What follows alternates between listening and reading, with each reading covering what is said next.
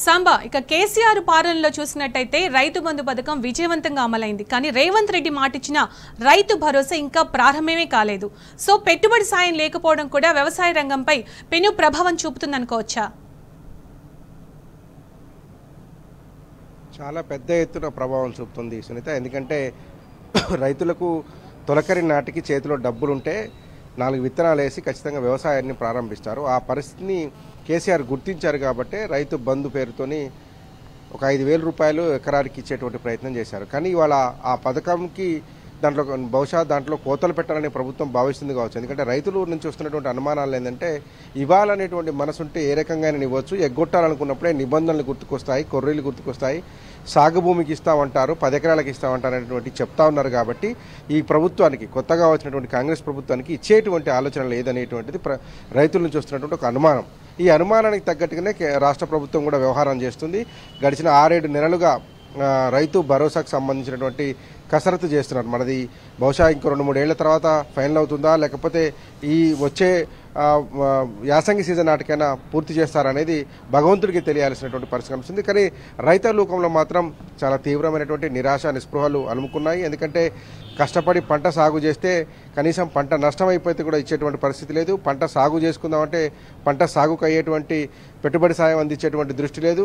సరిగా నిండుకుండల్లా ఉన్నటువంటి ప్రాజెక్టుల నుంచి నీళ్లు దిగువకిచ్చేటువంటి తెలివి లేనటువంటి పరిస్థితి గతంలో ఎప్పుడూ లేదు. సమైక్య రాష్ట్రంలో కూడా తెలంగాణని ఎండబెట్టేటువంటి కుట్రలు జరిగినప్పటికీ కూడా న్యాయంగా రావాల్సినటువంటి వాటాలో ఎంతో కొంత తెలంగాణ రాష్ట్రానికి సంబంధించినటువంటి వాటా వచ్చేటువంటి ఆస్కారం ఉండేది.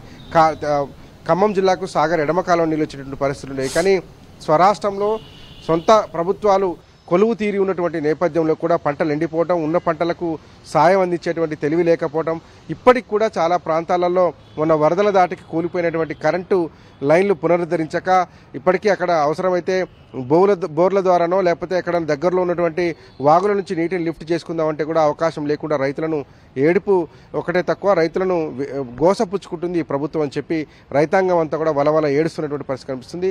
ఈ నేపథ్యంలోనే రైతు మీద తీవ్రమైనటువంటి భారం మోపుతుంది. కాబట్టి రైతు ముందుకు పోయేటువంటి పరిస్థితి లేదని చెప్పేసి అన్నదాతలంతా కూడా వాపోతున్నారు. కాబట్టి వాళ్ళకు స్పష్టత వచ్చేసింది.